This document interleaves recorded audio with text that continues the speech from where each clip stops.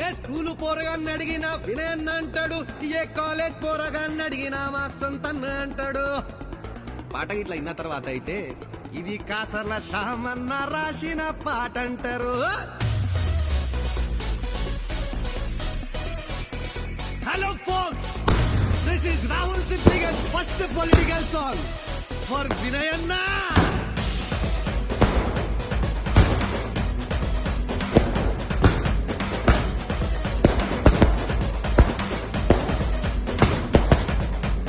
ఎవరిని అడిగినా వినయన్న మా అన్నంటారు, ఎవరిని కదిపినా